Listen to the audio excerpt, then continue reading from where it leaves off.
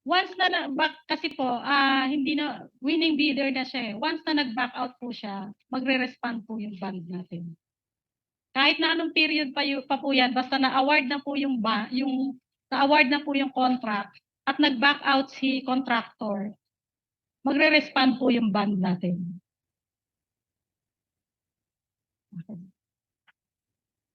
Ayan. Dito na po tayo sa performance bond.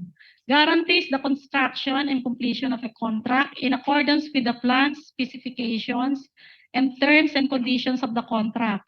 It may also guarantee the principal's obligation under a supply or delivery and or installation contract with respect to equipment, materials, supplies, and similar items. A performance bond for a service contract guarantees the obligation to provide security, janitorial, consultancy, and other types of services in accordance with the terms and conditions of the contract. So ito na po yung performance bond. After nating manalo ng bid, after winning the bid, we have to enter, the contractor must enter into a contract and provide the performance bond. So pag hindi ang contractor natin after winning the bid hindi siya nag-provide hindi siya nag-enter into a contract and provide the required performance bond, magre-respond yung bidder's bond natin. But once na enter into a contract na siya at nag-furnish siya ng performance bond, wala na po yung bidder's bond natin, nandito na po tayo sa performance bond. Ang performance bond po natin undertakes the completion of the project in accordance with the plans and specification. So nakalagay po dito, meron diyang construction ng buildings, bridges, roads, etc. Meron ding supply and delivery o kaya installation. Yan ang mga klase ng bond natin. Supply, delivery, installation, with respect to equipment, materials, and similar items. Meron din tayong performance bond to provide security, janitorial, consultancy, and other types of services. So, basta nakalagay po sa contract, meron kayong obligation, may obligation ng principal to perform under the contract. Meron po tayo dyan, depende po sa klase ng kontratang papasukin. Usually yung sa government, yung COA would require yung pinopost, di ba, completion date, yung mga gano'n na start date ng project, completion date. Usually, after the completion date, makikita mo, nakatenga pa rin yung proyekto eh. Apo. Ano nakikita kong role ng insurance company? Bakit na hinahayaan na hindi natatapos yung project ng gobyerno samantalang nakasulat naman doon na may completion date? Meron bang pagkukulang yung whatever? I don't know what to ask. Depende naman po yan sa cost ng delay ng project. Kasi normally po, katulad ng mga daan, mga bridges, mga ganyan. Minsan, yung weather condition, magkakaroon naman po yan ng meron silang parang extension number 1, variation number 2. Ibig sabihin po, nagkaroon sila ng agreement na, sige, bibigyan pa namin kayo ng additional period to complete the project kasi yung cost naman ng delay ay dahil unfavorable working condition, yung weather, maulan, mabagyo, mabaha, mga ganun po ang niya. So, meron po yan, nagkakaroon po sila ng extension. Kaya nga, an obligation ng insurance company. For example, hindi tumupad doon yung contractor o subcontractor, usually subcompany, no? Doon sa na matatapos yung project na ganitong period. Hindi naman natapos because yun nga nasabi mo, merong mga mga events. Weather condition. Wala po tayong hindi pa po mag-a-arise yung liability natin kasi hindi po natin kasalanan yung pagkaka-delay ng project. At saka meron naman pong agreement sila na i-extend yung project. So wala po yun, wala po tayong liability. Okay? Okay na po. Yan. The validity period of the performance bond for government infrastructure project shall be at least coterminous with the final completion of the project. The bond may be released after issuance of the certificate of final completion of the project, provided that there are no outstanding claims for labor and materials filed against the contractor or the surety. So, ayan po yung tinatanong nyo kanina. Until final completion of the project. Coterminous. Until final completion of the project. Next.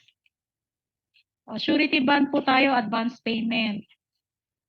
Undertakes to guarantee the recoupment or repayment of advance payment granted the contractor or through deductions from progress billing submitted by the contractor for his periodic accomplishment. So ito po yung tinatawag nilang mobilization fund. Kunwari, yung contractor, wala siyang pang-mobilize. Mag-start na siya, wala siyang pondong pang-mobilize, hindi pa ready yung pondo niya mag-mobilize, a-advance siya sa obligee. O, pa-advance muna ng 15% kasi para makapag-mobilize na kami. So ito po yung ginagaranti ng advance payment bond. Every progress billing po, nagkakaroon sila na, dinidedakan nila yan ng portion para sa advance payment. Meron niyang percentage. Hindi nila basta-basta na kung 1,000,000 yung in-advance mo, hindi nila yan sisingilin sa inyo na sa contractor ng buong 1,000,000 kasi kaya nga sila nag-advance, wala silang pang-mobilize. So, every progress billing, kunwari may 10% silang tatanggalin para din sa in-advance mo, hanggang ma-repay. Ito, recoupment or repayment ng advance payment. Hanggang mabayaran ng contractor yung advance payment. So, yan yun. Validity period, valid until advance payment is fully recouped or liquidated. Yan na nga po yun, yung sinasabi natin kanina na hanggang mabayaran mo yung in advance.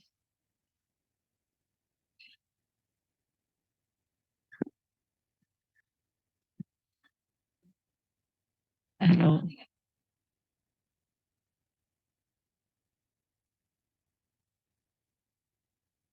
Teka.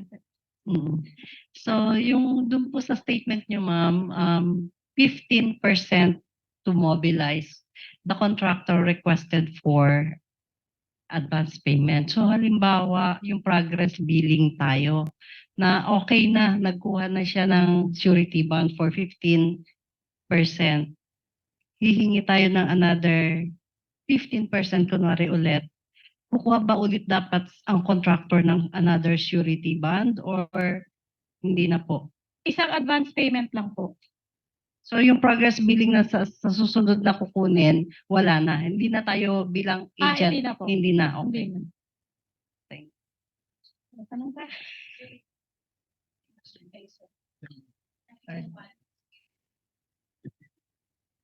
Hindi, meron niyang naka-program siya. Okay na po. Wala nang tanong.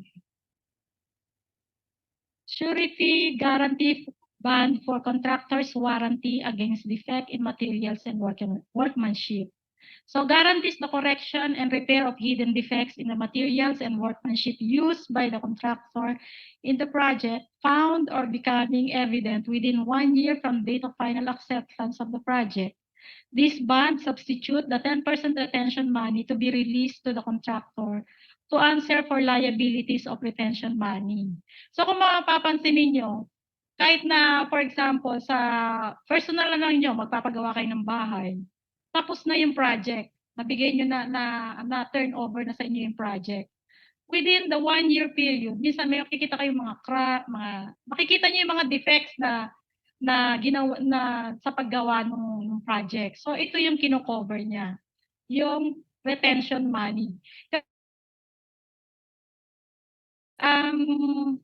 Every progress billing, 'di ba? Nagdi-deduct sila ng advance payment sa in advance payment natin, may portion silang dinideduct doon. paglalagay na natin 10% para sa advance payment na ano para parang yun yung ano yung balik ng 10%. And then meron pang another 10% na kinukuha ang obligee para naman dito sa retention bond. So, ibig sabihin, kung nakakailang progress billing kayo, dinididakan nila yan ng 10% dun sa billing ninyo hanggang maipon yon. So, kapag naipon na yon, sasabihin din, natapos na yung contract, sasabihin ng contractor, o sir, tapos na.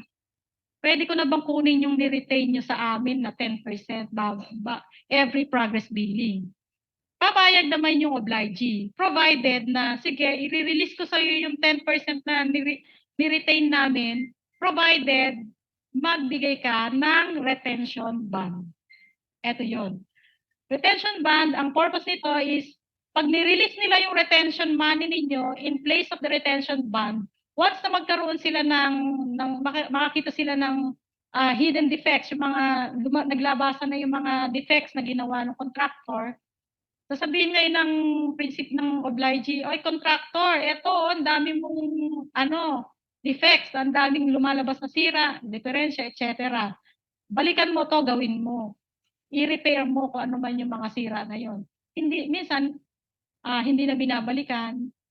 Pag hindi binalikan ng contractor, yung project owner ang hahanap ng contractor para i-repair yung mga sira, and then yung bond natin, since na-release na nila yung perang ni-retain nila, yung bond natin, dun sila hahabol. So, nagpagawa kami, hindi ko nila ka ng contractor, bayaran nyo to. Ito yung gastos dun sa pagpaparepair namin ng mga defects. So hanggang 1 year lang to? 1 year Kasi lang. usually yung mga defects nagmamanifest 2 years, gano'n. Hindi na siya sa pag-aaral po ng mga mga engineers siguro natin na nag-aral dyan, 1 year lang po. 1 year lang. Kagaya nito sa Kamuning, di ba, ginagawa nila yan. Kasi nakita nila ang daming mga crack, dun sa bridge. Although matagal-tagal din ang So, pero wala nang kinalaman yung After 1 band year dyan. po, wala na po. Wala lang. Opo. Kasi parang yun ang nila, sa pag-aaral nila, lumalabas ang sira. Mahaba na yung 1 year. Question. Paano naman po yung, di ba po sabi niyo kanina, may mga defects tapos hindi hinahanap po yung contractor, hindi ginawa. So pinagawa po ulit nung humanap siya ng ibang contractor. So naglabas po ulit siya ng pera. Yun po, maglalabas siya ng pera kasi meron naman po tayong bond. Yung pera pong ilalabas niya, doon po manggagaling sa bond. Sa bond, opo. Okay. Pagkalabas niya ng paggawa niya, na siya. Tapos si insurance company na po ang bahalang humabol doon sa naunang contractor. Unang contractor po. Okay. So dapat lahat yan may resibo lahat. Yung papel ng indemnity agreement natin. So ang indemnity agreement, yan, pinaka-importante yan para sa protection ng alpha, ng surety. Okay. Para naman sa insurance company. Opo. Kaya importante po yan pag naggawa kayo ng bond.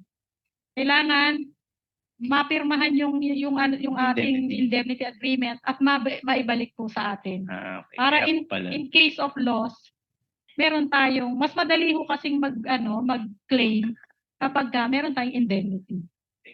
Okay. Valid din ba siya dun sa mga subcon? Kasi usually mga projects naman may subcontractor, they only talk of the contractor dyan.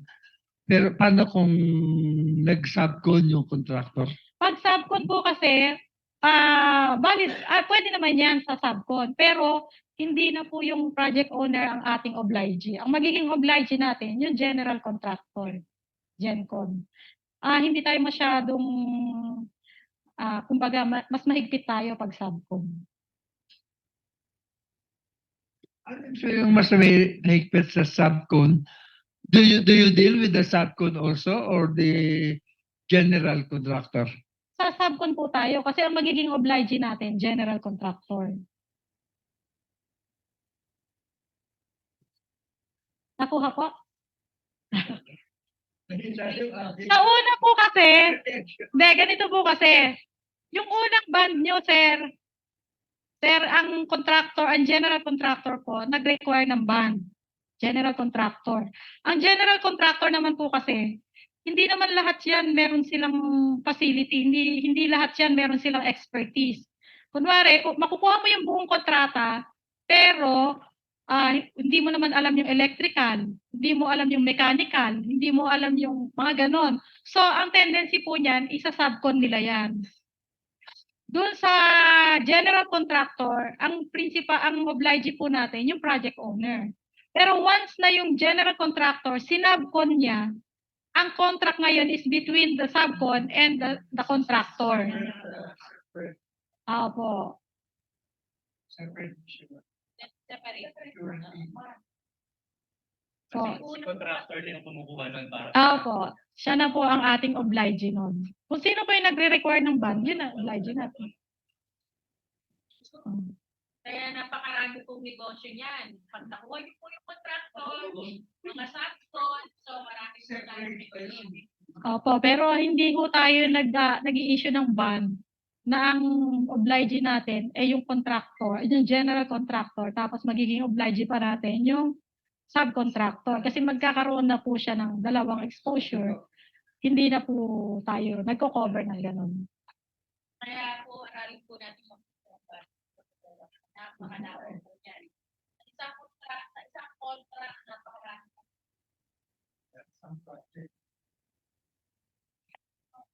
Opo. Yung kanina yung question ni sir, ayun nga, yung obligee, which is the house owner, hindi natapos, lumabas na yung within a year o pagkatapos lang, nagbitak-bitak na yung ginawa. Tapos pinagawa ngayon sa ibang contractor, sa ibang construction company. The way I understand it, ang magbabayad na po sa owner or sa panibagong contractor yung band na nga.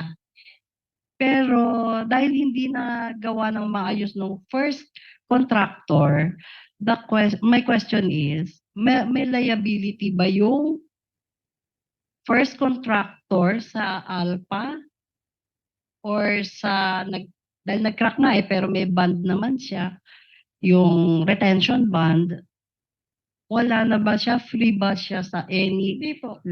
Erwan, saan Meron po? po siyang liability kasi magre-reimburse po tayo sa kanya. Even though may band na siyang binigay Yes, before? opo. Ibig sabihin nga po, meron tayong indemnity agreement. Pag nag-issue tayo ng bond, may indemnity agreement tayo na once naging liable tayo dun sa bond, meron tayong pwede tayong mag-reimburse sa kanila. Okay. So, yung band na yon hindi siya na-free ng any liabilities? Hindi po. Okay. Kaya lagi dapat tayong may indemnity agreement. And ano po, Opo. and isa pa po, pag residential, hindi tayo masyadong kumukuha kasi alam niyo naman yung mga tayo, maaarte tayo di ba? Hindi, baka kasi merong mag-ano sa inyo na residential, ganun. Depende po yan, case to case tayo. Mahigpit po tayo sa residential. So, ma'am, in connection dun sa question ni ma'am, parang lumalabas, in effect, parang yung bond, ina-advance lang ni Alpha yung bayad. Kasi basically, baka kasi maging tanong, no, para saan pa yung binayad kong premium kung sisingilin din pala ako ni Alpha?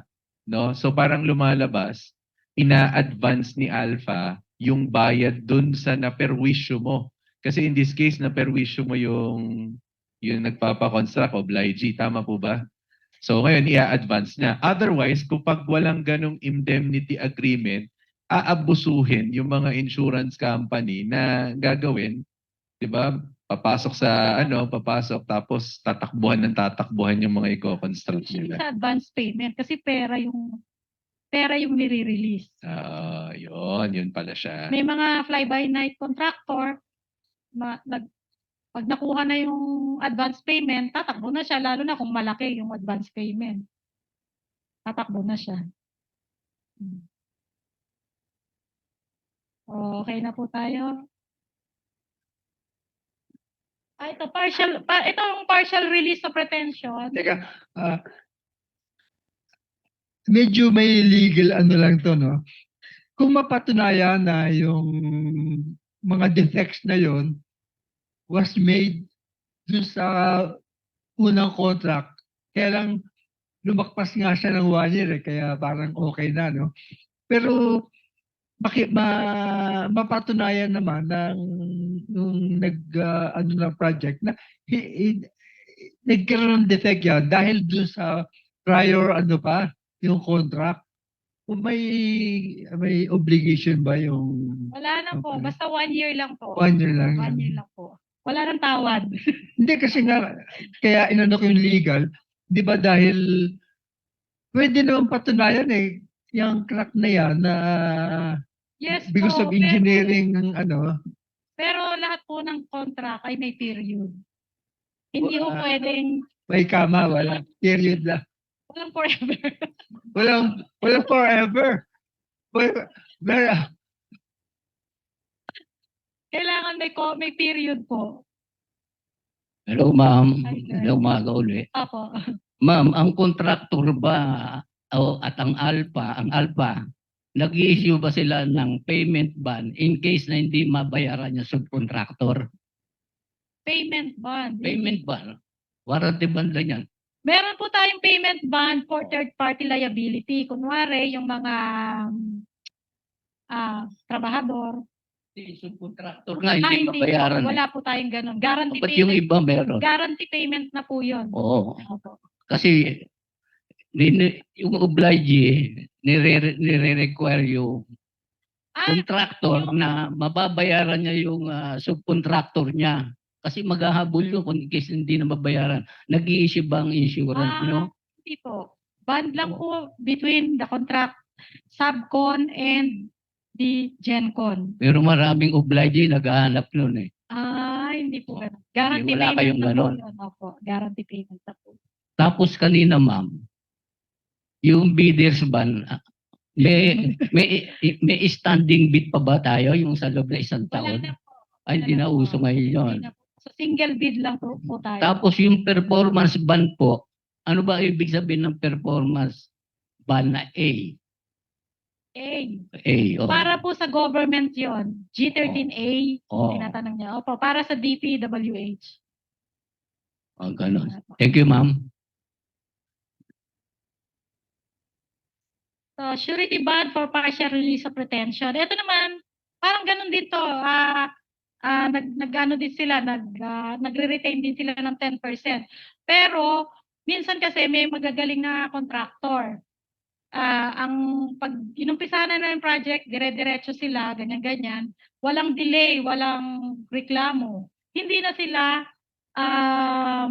nire-require ng 10% retention. Pagka naka 50% completion na sila. But pagka pagka hindi pa sila naka 50 lagpas na, ibig sabihin dapat maka 50% na sila, hindi nila naabot yung target, saka sila i-imposean ng 10% retention. So pwede rin silang mag-ano ng partial release. 50% nasa target sila, okay ang gawa nila. Partial release of retention, nire-release na nila kaagad yung retention na nire-retain. Question lang po ulit. Medyo napaisip ako dun sa question ni sir. Maganda na may protection yung mga nagpapagawa. Pero madalas nangyayari yung sinabi ni sir na yung contractor hindi nabayaran. Saan kaya sila makakakuha ng security para yung kanilang trabaho naman mabayaran? Oo. Ang recourse po nila, kasi sir, unang-una, pag hindi kayo nababayaran, ano po bang gagawin nyo? Pag hindi kayo nag-progress billing kayo, hindi kayo nabayaran, ang tendency nyo, tumigil. Wala na kayong wala kayong tapos na yung wala. Hindi po. Guarantee payment po yun. Yan na. Ibang product. Hindi, naging issue pero nagre-require kami ng collateral din ng ganun din cash. Guarantee payment po yun eh. Wala po. Ang takbo nila niyan, pag hindi sila nabayaran, sa korte na po. Specific performance or collection. Sum of money.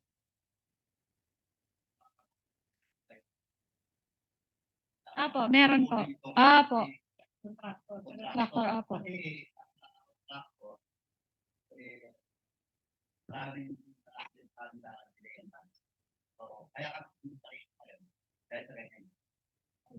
Dapat daw magpagawa ka ng bar. Sila naman. Wala pong ganon. Korte po. Korte ang mag-i-issue sa inyo. Ano?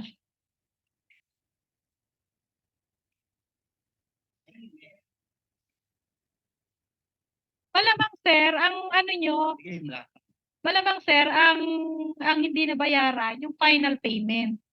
Pero yung mga unang payment, bayad yan. Kasi unang-una, pag hindi kayo binayaran sa unang progress billing, yung titigil kayo eh. Sabihin niya, bakit tumigil ka? Magkiklaim ngayon sa ban. Bakit ka nag-default? Hindi ako binabayaran eh. So, hindi din tayo liable. Alam mo yun, kasi as contractor, meron ka 50% down, Mhm. 50% abad accomplish. Mhm. Tapos, Mhm. ngayon, natapos mo yung project, may mga tagal din ang bayad. Ito mga taon. Lalo ang government. Ang Mhm. government, bulok na yung project mo, hindi ka bayad. Opo, tama po yun. Wala pong ganun na, sir. Wala po.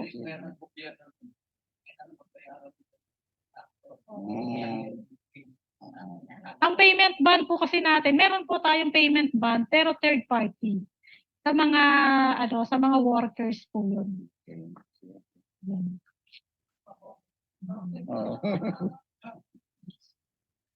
Maintindihan ko yung 50% of the project is completed.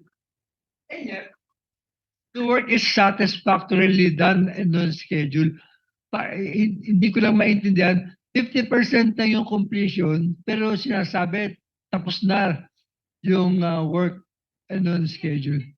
Yung 50% po nung project, yun ang satisfactory done.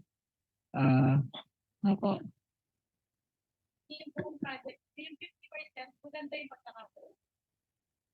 Satisfactory.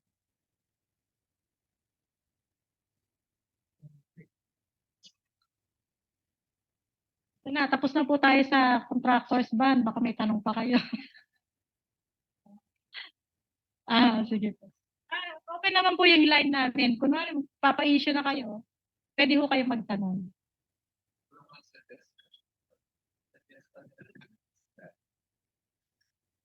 Maybe si Alpha wala nung product na ganito. Pero let's say, ano po bang masasuggest nyo? Sabi nyo yung payment, anong tawag doon? Payment, guarantee payment. So, para at least kung maghahanap tayo ng kung sino yung pwedeng may guarantee payment, si Alpha merong guarantee payment for third party. Payment bond. Payment bond po yun for third party. Lang Payment yun. bond for third party. okay. Pero ang specific Yung doon sa tanong guarantee nila, na sinasabi po guarantee nila, payment. hindi ko lang sure kung may nag-i-issue ganun Pero re-requirean pa rin kayo ng collateral din. So kung meron mang insurance company Yun, na mag-issue ng... pero required ang collateral. so nag-i-issue rin si Alpha. Kaso Okay. na, papalitan nyo rin ng pera. Di parang din.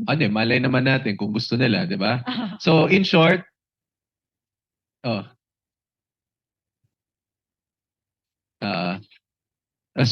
yun nga lang, walang product na gano'n kung wala kang collateral. So in short, iba-burden mo rin yung... Kasi either or eh. So in short, kaya siguro, hindi na nila ino-offer. Kasi ganyan yung maiisip eh. Na, Meron tayong ibang product na talagang kahit na may collateral, kailangan yung kumuha. Or mas magandang kumuha. Mamaya po iyan. okay. Pero itong specific para lang ma-close out tong anong nila. Ban po, definitely pag guarantee payment, hindi po tayo nagko-cover kung walang collateral na pera din. Okay. Kaya parang hindi nyo na parang sinasuggest, Hindi no? na Kasi masyado. gano'n na magiging reaksyon, no? Ay, Di ba? Okay. Ah, ah, Tama. Opo. Kaya karaniwan ang sagot namin, wala po kami nun. Ayun. Kaya nila sinasabing wala sila noon dahil kapag ka sinabi nila meron sila noon, aawayin pa sila. So maganda, sabihin na lang nila, wala na sila noon. Di ba? Parang ganon. Okay. Tama po ba? So, ayan. So, kung kanina ang target natin mga contractor sa construction services, eto naman iba naman po, fidelity bond. So, ito, fidelity bond assumes that in case of loss due to an employee's dishonesty, the employer is duly indemnified. It undertakes, subject to stated conditions, to indemnify the employer against loss of money, securities, and other property resulting from the fraudulent or dishonest act committed by any of his employees, whether acting alone or in collusion with others. So ito naman po, ang target na client natin dito, yung mga cooperatives. Mga kahera, mga basta humahawak ng pera. Sa company.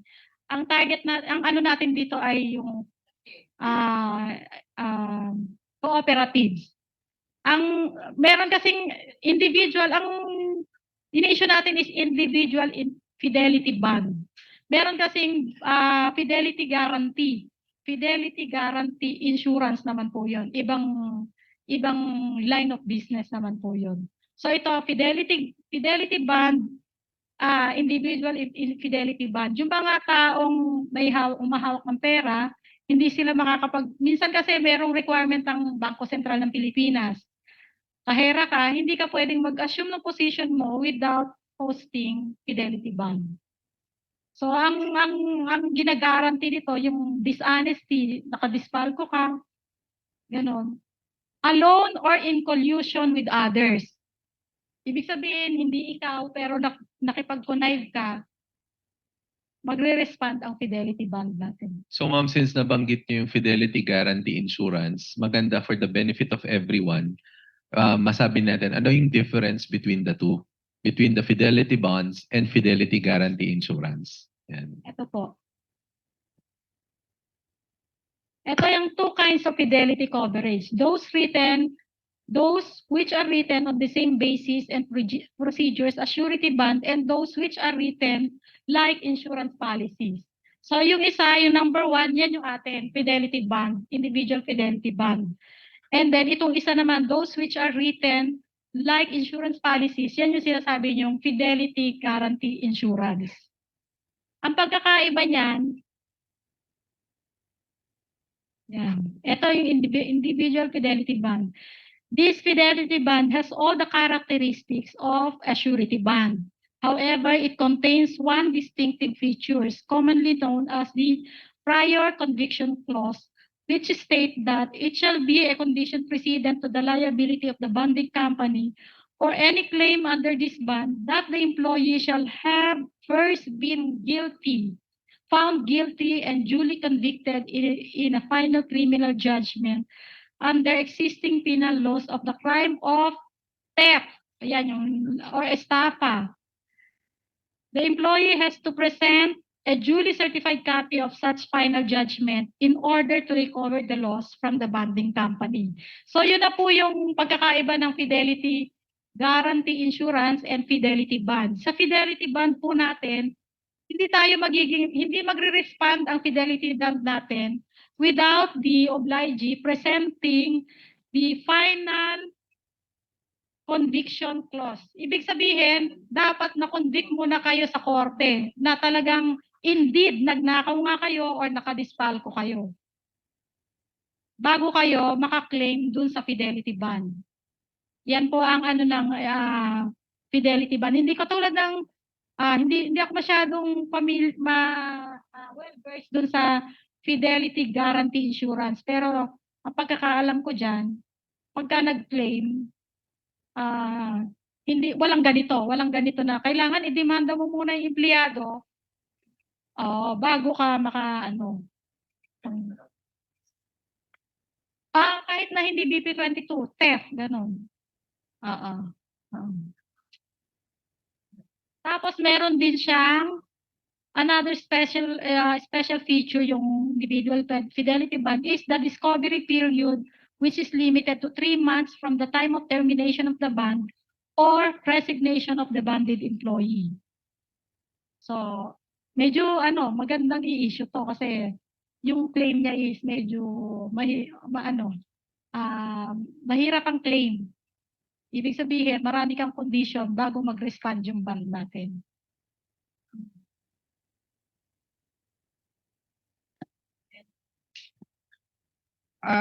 Transferable ba yan yung yung kahera mo, no? Kinuha mo ng ganyan.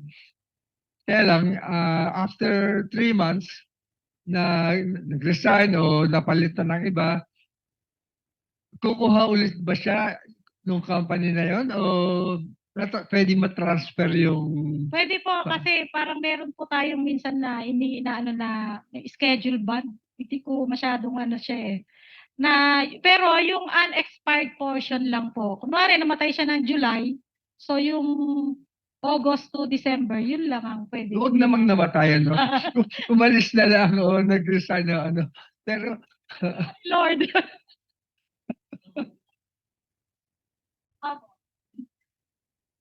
Ang empleyado po ang kumukuha ng bond. Empleyado ang kumukuha ng bond, ang obligee natin, yung employer. So, isang condition doon bago magkaroon ng fidelity bond is the employer-employee relationship. Kailangan may employee-employer relationship. Pag walang employee-employer relationship, wala tayong i-issue'ng bond. For example, yung mga agent, kahit na magbayad po kayo, kung walang employer-employee relationship, wala po tayong bond na Yes, but who will pay? The The question employee. is who will pay? Employee The po. employee. Opo. Okay. So if Meron it's the ding iba- employee, hindi niya pwedeng i-transfer kung siya ay kinuha na nila. Hindi. Yung iba naman po niya. kasi, Or umalis. Oo. Hindi na niya pwedeng i-transfer sa iba yon. Opo, yung iba Okay. naman po kasi pumapayag yung kasi syempre alam nila yung hirap ng empleyado, sila nagbabayad ng premium. So, yun ang inaano nila.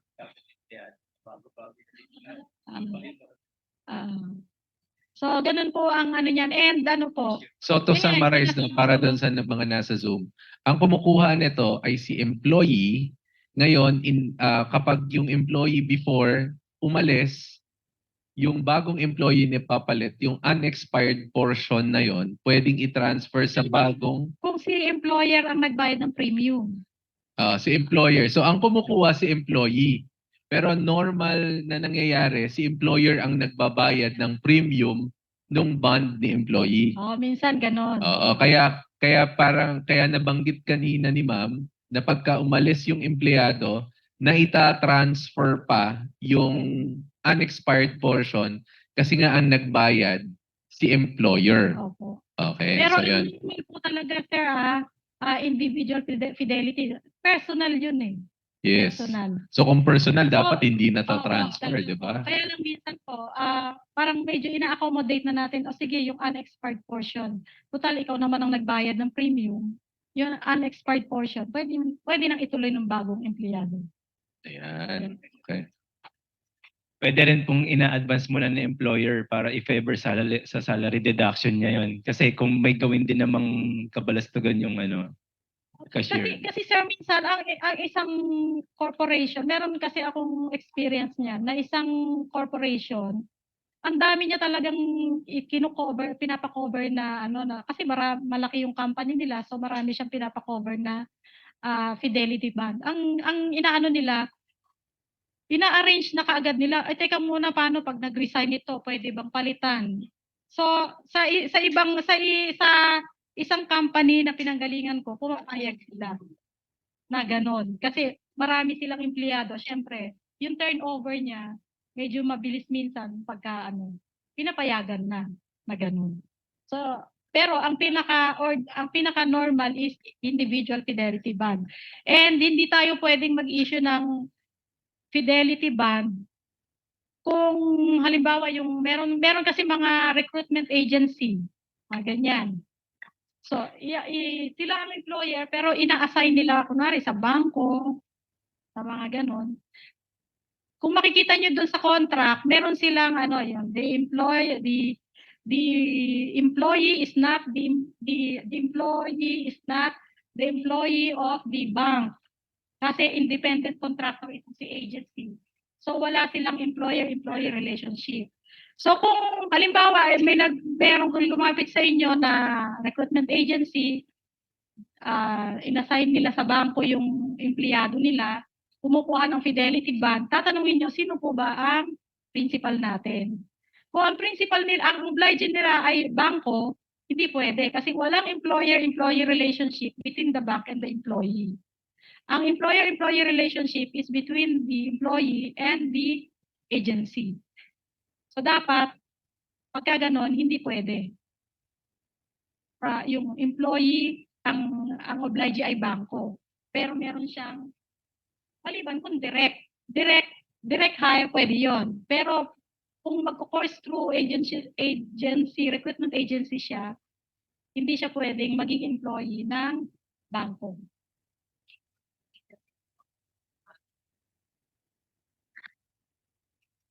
Kung ang nagbayad ang agency, yung recruitment Siya agency. po ang obligee.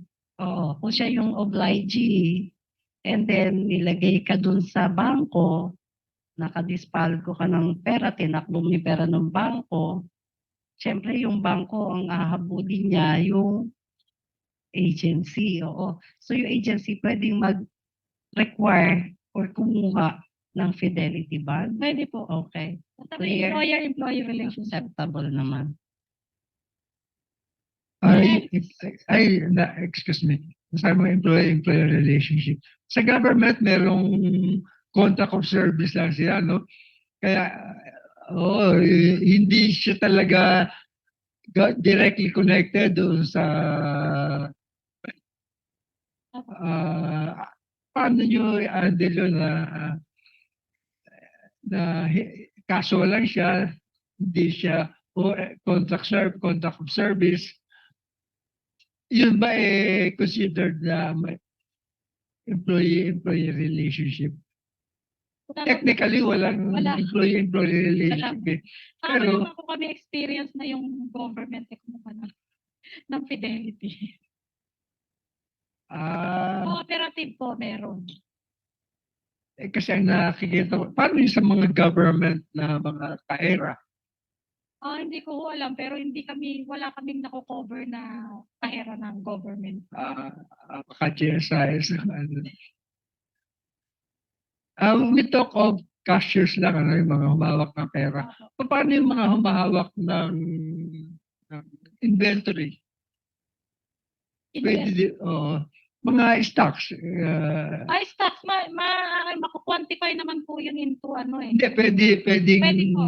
ikuha yun ng fidelity. Pero ang stocks po kasi bihira naman yung ma-staffa eh. Karaniwan talaga pera.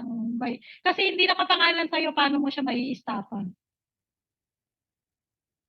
Hindi, meron kasi mga Money. nagnanakawan yung kumpanya ng mga inventory. Basta meron po siyang meron siyang dishonesty, yun po.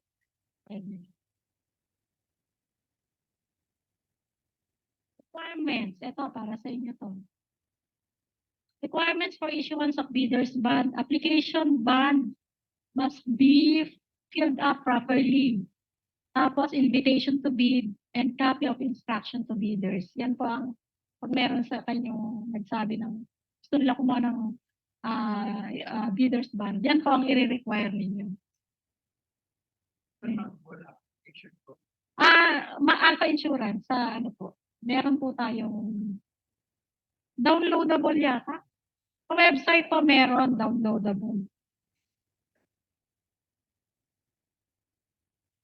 Next, ayan, invitation to bid. Important as it shows the name, nature of the project or undertaking, the date, place, and name of bidding should also be stated in the bond. So itong mga ito, kailangan natin ng instruction to bidders. Doon natin makikita yung detalye na ilalagay natin sa bond. Kailangan natin to kasi hindi po pwedeng sasabihin nila, ganitong ano, ganyan, ganyan. Pagkatapos, pagdating ng inano nila, sinubmit nila yung bond nila, sasabihin, na-disqualify kami kasi yung mali yung bond, ganyan, ganyan. So, kailangan yung kumuha ng invitation to bid na dyan makikita yung mga name, nature ng project, place, and date of bidding. Para wala tayong sisihan.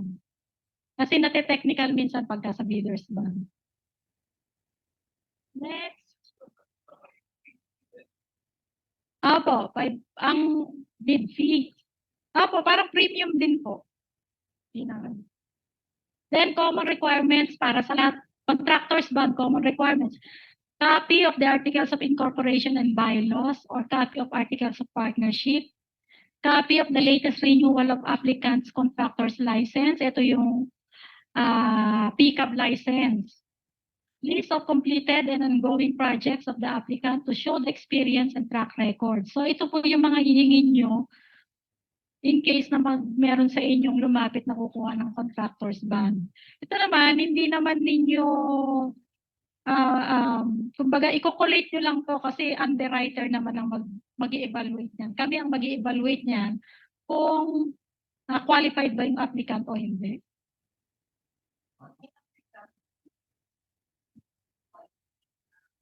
Pwede naman. Oo, pero mas maganda yung etikan. Pero, yes. Pag magpapakot, pwede namang quotation. Kung magpapakot pa lang, pwedeng to follow yung documents. Pero, nilalagay naman kami dun na, subject to submission of all the requirements and underwriting guidelines. Basta alam mo yung details ng bond.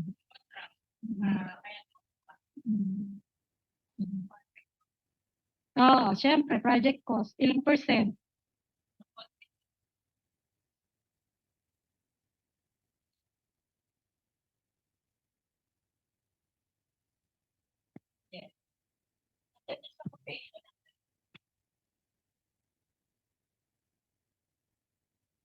Hello, ma'am. Ma'am, kung ang bidders ban 100 million, ang rate mo is 0.48 sa taripa. Saan babagsak yun? Kasi under na surety ship yan. Per sa 200,000 ba? Tapos multiply ba yung natitira 0.288% ang gagamitin o ano? Pag po, mamaya po sana yun eh. Pero sige, sagutin ko na po kayo. May ano ba Baka sagutin? makalimutan mo ulit. Hindi, ang sinasabi ko. Total contract price. 100 million. Ilang percent po ang 5% yun eh. 5% lang po ang Ng 100 million, 5% ng bidders ban, di ba? bidders Ang ban po. tanong ko, yung taripa ba gagamitin sa 0.48 or 88? Kaso surety yan ang ginagamit ng ibang insurance eh. Nilalagay sa PERS 200,000. Tapos time is 0.288% ang remaining. Dapat po ganun. Ganun na. Nililinaw ko lang. Pero kasi po ang bidders ban po, talagang ang po niyan ay 0.488 lang. Wala po siyang first 100, first 200. Kung nilagay nila sa surety bond, possible po na ganun ang gawa nila. Po. Yung corporation lang ba, partnership, yung required, yung mga single proprietorship, hindi. Depende po sa sa documentary qualification ng single proprietorship kasi mas risky po kasi ang single proprietorship. Kasi isang tao lang ang pagre-relyan mo. Hindi tulad ng corporation, marami kayong mga mananagot doon. Ayan, list of completed and ongoing projects of the applicant. Ayan, to show the track record. Copy of board resolution or corporate secretary certification showing the authority of the signatory to act and sign the bond and indemnity agreement in behalf of the corporate applicant. So yan, number 4, itong list of completed and ongoing projects, yan, importante po yan, hinahanap ko po yan pag nag-evaluate po ako ng bond. Diyan po kasi natin makikita yung expertise niya, kung ano yung line of expertise niya. Diyan din natin makikita kung gaano na ba kalaki yung mga kontratang nakukuha niya. Simula ka pa lang. Kung magsisimula, depende po yan sa opo. Tama naman yun. Unfair naman. Pero case to case po. Kung sobrang laki ng project, syempre para sa iyo na nagsisimula, hindi ka pwedeng mag-undertake ng malaking project. Kung minimal lang yung contract amount, pwede po. Financial Kaso wala ring financial statement, nagsisimula pa nga lang kasi. Kaya magsisimula din po kayo sa maliit na kontrata.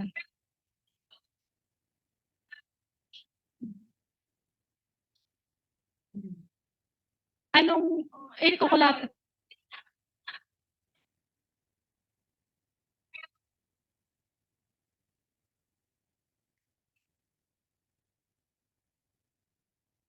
Ang pera kasi sa bangko, parang ano din yan parang nag-a-apply ka rin dyan ng visa Lalagyan mo ng malaking pera yung bangko. Pagka tapos na yung visa mo, kaagad, kinabukasan din, pwede mo, withdrawin mo na.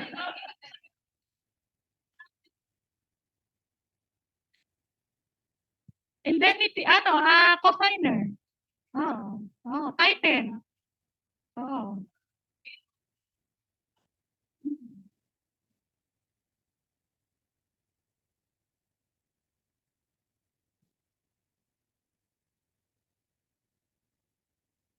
Na sasapat dun sa amount ng bond na ina-apply ninyo. Minimal?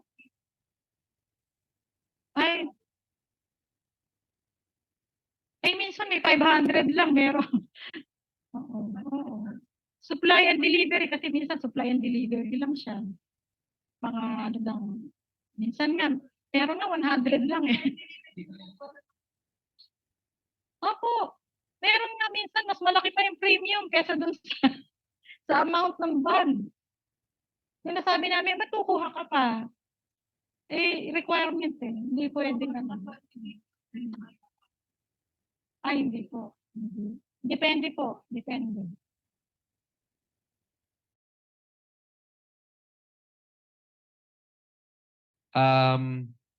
Ang i-discuss ni ma'am is computation ng premium. Tama po ba, ma'am? Okay. So, para kayo mismo, kaya niyong computein yung premium. Magkano ang babayaran ng magkano ang babayaran nila kung kukuha sila sa Alpha? Sige po. Sino po ba yung gustong mag-sample muna tayo ng computing? Ano po yung interested kayong performance band? So particular po sa construction. So doon muna tayo sa government, which is very common na talagang kada project po kasi hindi sila magre-release ng fund kung walang naka-attach na performance band. So magkano po yung gusto nyong sample natin? Private. Ano? Sample. Private. Projects.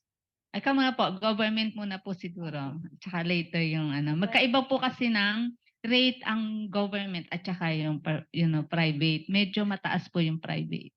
Okay. So palagay na po na merong i-construct na building.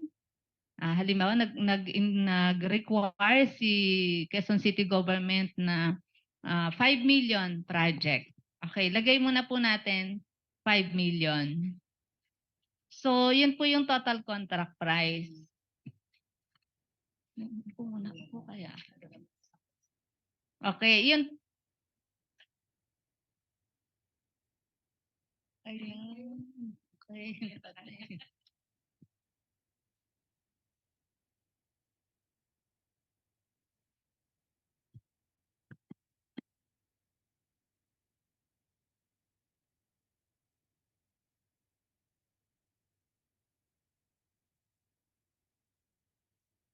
Okay, dito po tayo. 5 million po Ito po yung ating Ito po yung total contract price. Ito po ay building, particular building. So, kung kukunin po natin yung performance band, usually po ay 30%. So, ang 30% po ng 5 million is 1.5 million. Ano ba yan? Pangit ako magsulat. So, ang rate po ng 1.5 million, manotice nyo po, lagpas na po siya ng 300,000. Ang usual po na rate niya is times 0.55%. Ito nga magsulat mo. Ikaw magsulat, ma'am. Ayan, para mabilis. Saan calculator? 1.5.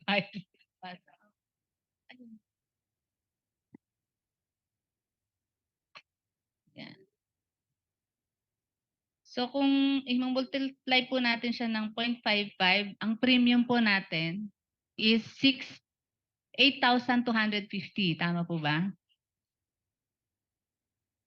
Yan. Times 0.55. Oh, yan yung basic rate when it comes to government. Okay. Ang palagay premium.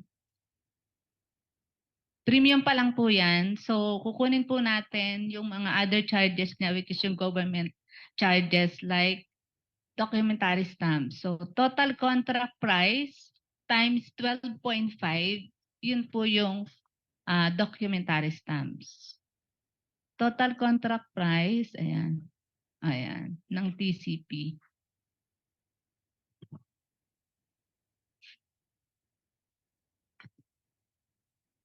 $1,031.50.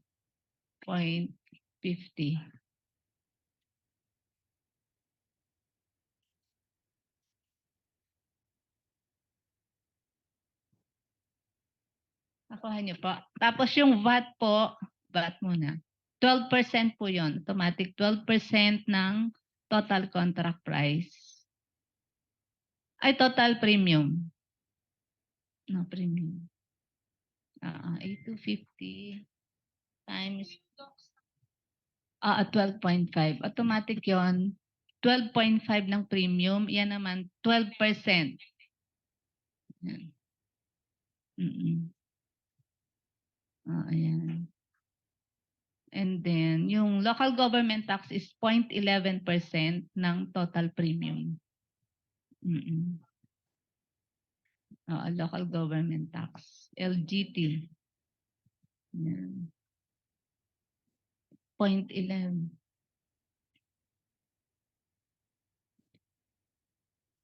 Yeah, kada issuance po natin, meron po siyang notarial fee which is fixed na 400 pesos. 400. Every documents, every bond po yan. And then, meron tayong miscellaneous na 250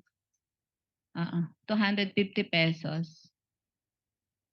Every bond din po yan. So, yan na po yung total na babayaran nila doon sa 5 million contract na performance bond.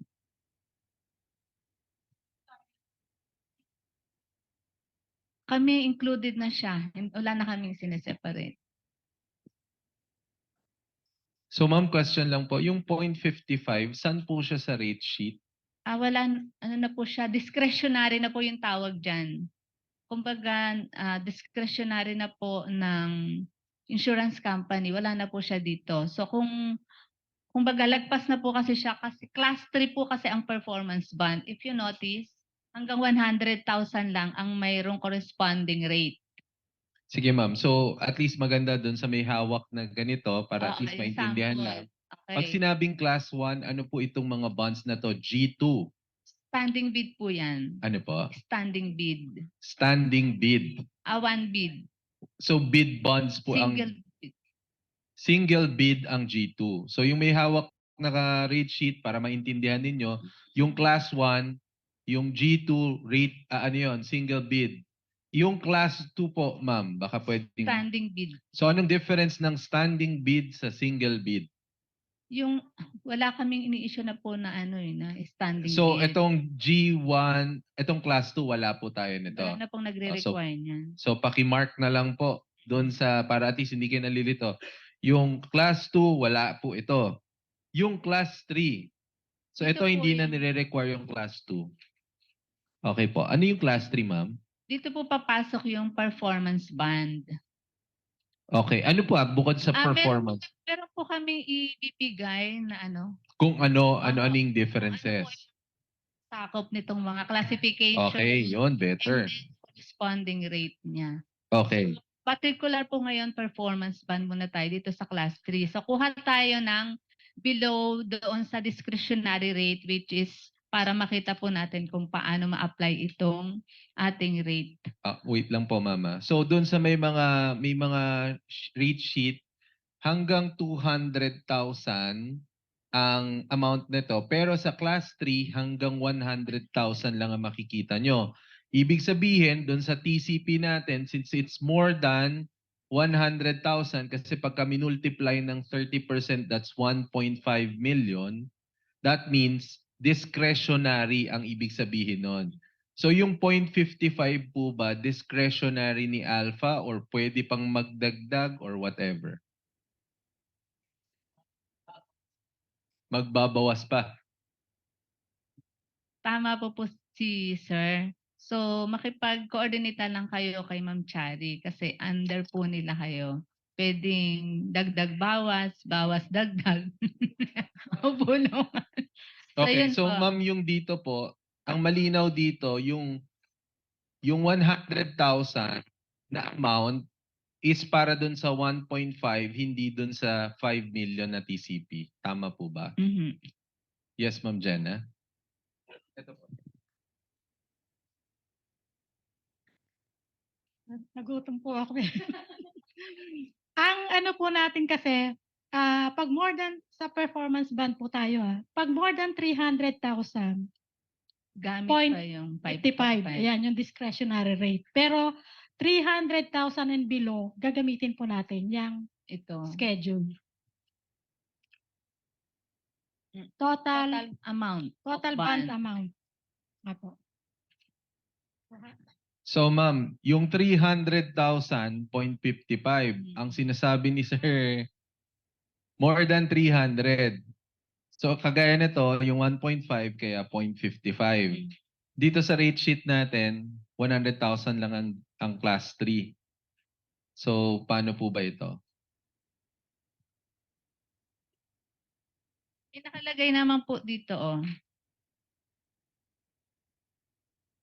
Ima-minus, pag 300,000, mag-example na lang po tayo, 300,000. Ano po? Okay. So class 3 yon performance band. 300 less, 100. kasi class 3 siya, first 100,000 less 100,000. Ito siya, sir. 200. Yan, magiging Difference. 200 siya times 0.288%. 88%. O, magkano yon? 200 times 0.288%. 576. Then, i-add nyo po yung first 100,000 na dinidak ninyo, which is nakalagay po dito, first 100,000 is 1,104. Yan. And then, i-add nyo po yan. Yan ang premium. From 200 to 300,000 ang maximum lang yan. More than 300,000, 0.55 na po tayo. Okay, may instances po ba ma'am na more than 300,000, in this case 1.5, 0.55 ang rate natin tapos meron tayong tinatapatan na mas mababa. May instances ba na yung 0.55 kaya bang babaan? Yeah, hindi po natin talaga ma-avoid. Ang dami pong insurance company na kakompete when it comes sa rating. So, syempre, after tayo sa production, pwede naman pong accommodate for approval. Okay. Hindi, So ang key medyo term doon, maapektuhan lang po yung obviously. commission. So ang key term doon is kaya pero for approval, no? So pero at least alam nyo na 0.55. Okay? Kasi po baka mamaya nag-offer na 0.4, 0.45, tanggihan nyo na. Pa-approve pa po natin. Huwag nyo pong i-decline.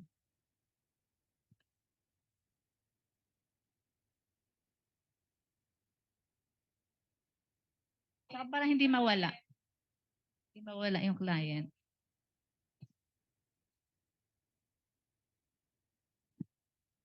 Hello. Minsan kasi, kunyari first client nyo, no?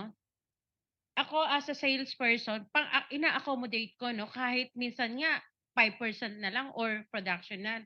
Pang come on ba? Kasi, ito kasi first business nyo. Then, darating naman, bumawi na lang kayo sa susunod. Tapos, referral pa sa iba. So, yun lang ang isa sa mga strategy na mai-impart ko sa inyo. So sige, in the future, since nako-compute naman ang rate nito, gusto nyo ba ilagay natin to sa proposal generator natin? Para si Edison, yes, no? Para automatic na uli. Total, may mga rates din naman pala sila, no? Okay, so in the future yon. Pero for now, ganito siya kino-compute, no? Okay po, ma'am. Thank you. O, Ay, ayan. sorry So, ma'am, may question pala. Kanina may question sa Zoom. Possible daw po ba dun sa surety or performance bond na 100% ang i-cover? Siguro kay Ma'am Jenna yung tanong na yun. Hindi po. meron pong nagtatanong. May nagtatanong po pero 100% hindi po tayo. Kasi yung 50% nga po ano pa yun? Opo. Kasi pag 100% as if tayo na yung contractor. Diba? Thank you po, ma'am. Okay. Maalaman lang yung IC certificate. Magkano ba sa inyo? Kasi dadagdag yan lalo kung government eh. Opo, hindi pa po natin ano Oo, doon. hindi pa Kasi na meron ano. pong separate na OR ng Para alam insurance natin. commission.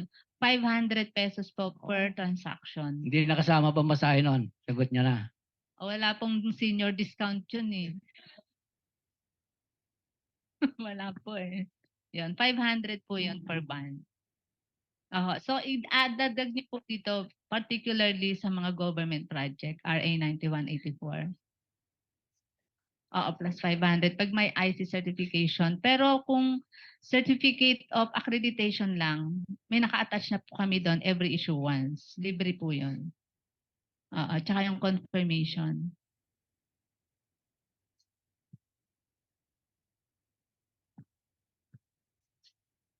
So, dito po sa computation, dito lang po tayo kukuha ng commission, basically sa premium. So, ma'am, meron ka pa bang dadagdag ng mga freebies dyan sa premium? Kasi syempre, may mga sabi ni sir, pamasahe o mga pang ano yung rider, Lala Move, di ba? Kasi ngayon. Yun. So, dito, yan. Yan yung nakaka-inspire dyan. Hanggang magkano daw yung others mo? Yun. So, may free will kayo. Bukod dito, may kita pa kayo dito. So, you can add some amount para yung mga extra expenses nyo ma-accommodate. Kasi ngayon, di ba? We would like na mag-appear doon. So, pwede namin isabihin kay Alpha na can you increase this one? Yeah, Ganun. through your quotation. Sa quotation nyo, okay. i-appear nyo na doon. Yun na lang yung ibibill natin sa statement of account. So para siyang sa proposal generator natin na top up. Mm-mm. So lalabas dito other charges. Tapos naka-breakdown ba yan, ma'am, sa policy na may nakalagay na other charges? Yes, miscellaneous, processing fee, o kung ano man yung gustong itawag dyan. Okay. Others. Kaya lang, ibig sabihin, eto medyo mas kontrolado nyo to kasi nakalagay yung others.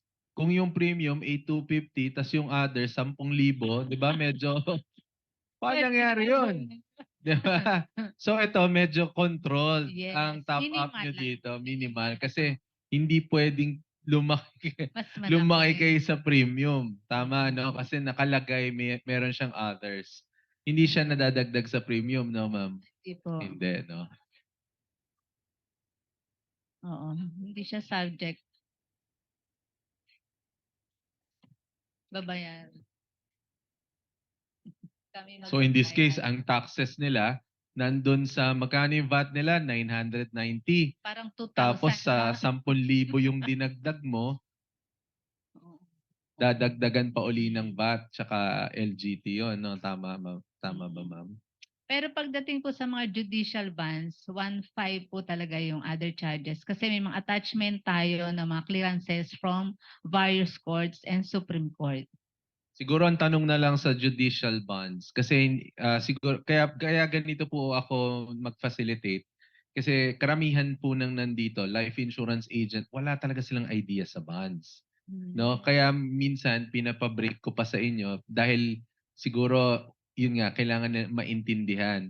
So in this case sa judicial bonds po sino ang pwedeng magbenta? Kami pa mismo pwedeng pumunta dun sa ang idea kasi kami pupunta sa korte, maghahanap kami ng may kaso doon. Tapos yung may kaso doon, kami na diretsong magbebenta. Paano po ba ang setup pagka ganito? Yeah, usually can deal with the law office or mga courts talaga. Yung may mga kakilala kayo na merong mga kinikater po ng mga cases. Oh, so halimbawa, True friends. ma'am, wala kaming magawa. Monday, tumambay kami sa isang RTC dyan sa Manila. Nag-aabang kami. Pwede na po ba yun na diretso? Possible ba yun? Then ask niyo muna po yung head office kung accredited ba kami doon sa particular courts na yon. Kasi may mga accreditation po yan every 6 months. Minsan naman makaka-encounter kayo ang daming ipapa-issue. Nung pala hindi na kami accredited, sabay-sabay po kasing naglalapse ang clearances ng mga insurance companies. Kung kailan walang... So, hihingan po ba kami ng ID? Kasi syempre nakatambay ka doon, sasabihin mo, sa akin mo na ikuha ng judicial bond yan. Meron po bang? Mas proper po siguro kasi at least you have a platform na ma-present sa kanila. Hindi, kasi ang authorized magiging ID solicitor. nila provide, hindi naman alpha. Kung alpha yung accredited, baka ipakita nila yung ID na provide, sabihin doon sa RTC na yon na sino yan? Di yan accredited. Bibigyan po namin kayo ng accreditation, yung clearance mismo na Ayun. accredited ang Alpha Insurance. So sila mismo, bearer ng... Nakalagay ba yung pangalan nila doon or more on generic letter lang siya? Usually, Alpha lang po talaga kasi galing po yun sa Supreme Court, they were accredited to issue like those kinds of judicial bonds. Nakasulat po ba yung pangalan ng mga Pwede po members? bigyan po kayo ng authorization as legit solicitor through ma'am. Siguro i-clarify natin yan, Ma'am Chari, paano po ang magiging setup natin? License agent lang ang binibigyan namin ng authority. Like provide. So, siya na lang mag-extend sa inyo ng authority mo kung paano through siguro black and white, no, na member sila ng provide or ganyan. Yun na lang.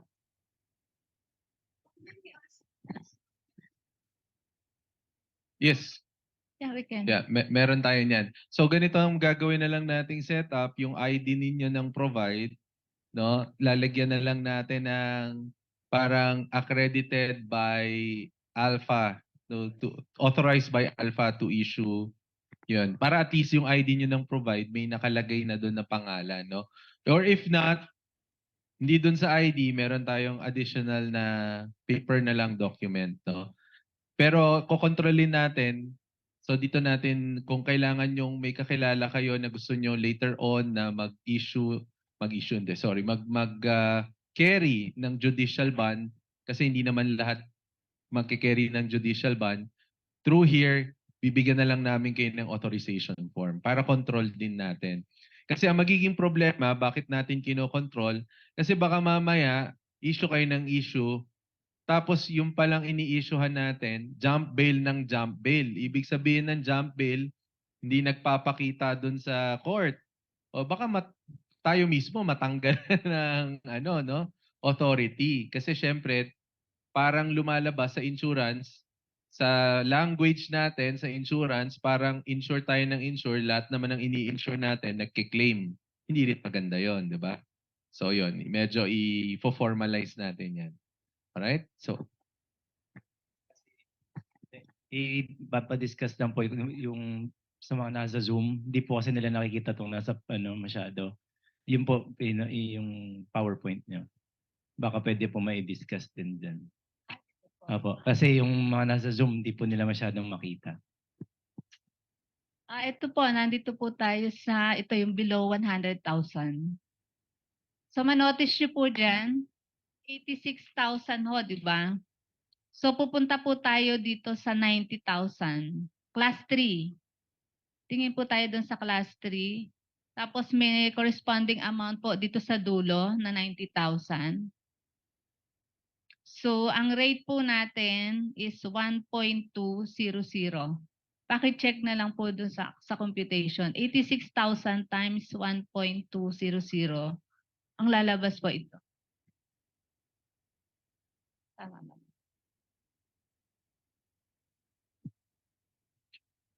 Mm-mm. 1.200. Ayun, tama. Ayun po.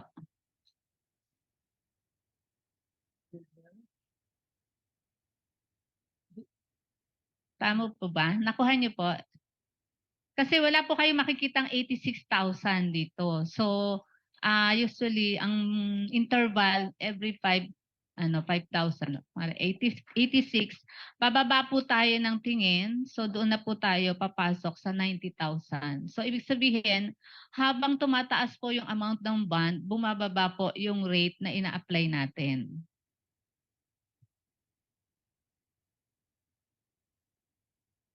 Habang tumataas yung amount ng bond, bumababa yung rate. Percent po. So, ganun din po yung formula, yung premium times 12.5 ng documentary stamps, 12% yung IVAT, local government tax is 0.11. Then, ayan po, yung usual na charges. Kung i-add nyo yung 12.5 plus 12 plus 0.11, 24.61.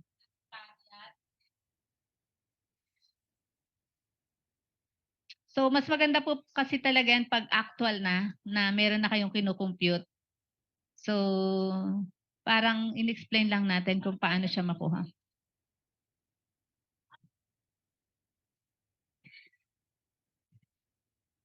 Nung idadagdag nyo, yun. Inyo sa atin. Mashallah.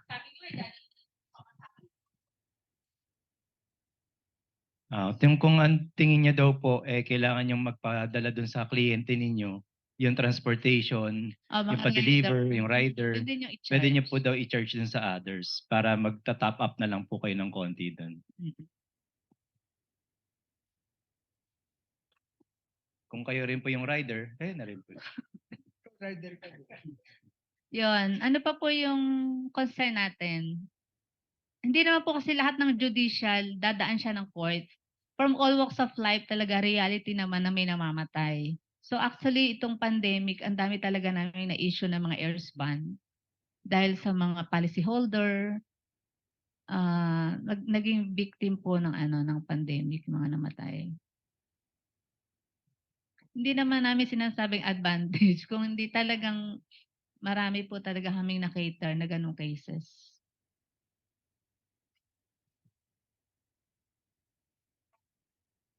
Huwag naman kita tambay sa morgue. Hindi, may mga kaibigan, di ba? Siyempre, may napupuntahan kayong mga, mag-reality naman talaga yon. Ano pa?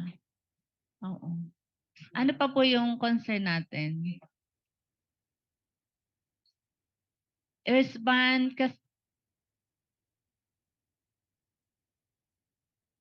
di pa, huli na po kasi ang heirs band eh. Pagka nag-extra partition na sila, nagkaroon na ng hati-hati. So, papasa na po nila yan sa bank. Makikita nila na kulang pa yung documents, which is yun na yung huling-huli, surety bond na. Kaya pagpunta sa amin ng mga namatayan, umiiyak na kasi pambayad na lang sa mga puninarya, yan. Kaya hindi po. Pero sa bangko, shares of stocks, pwede din po, title. Registry of deeds naman po yung nagre-require noon. Mga shares of stocks, kahit nawala po, loss of stocks, loss MC, pwede po yan. Through affidavit of loss and publication lang po yung isasubmit mo. Basta anything pertaining to mga nire-require na bonds, don't hesitate to call Ma'am Chari. Marami kayong ma-encounter niya. Okay, so initially, bago po tayo mag-enter into a surety bond na issuance, may mga basic na talaga nire-require natin. That is application form and cosigner statement, which is downloadable naman po yan dun sa website ng Alpha.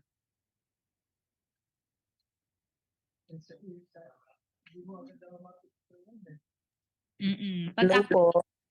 Madaling matutunan. Ay, may tanong from Zoom. Sige, please unmute. Hello po. Sir, ano yung 86,000? Yan ba yung contract price or yung 30% ng contract price po? Yan na po yung amount ng bond, the 30% of the total contract price. Okay po. Example, yung 30% po. 30% na po yan ng total contract price. Sige, Bond amount na po yan. Yes, ma'am. Sige po, thank you.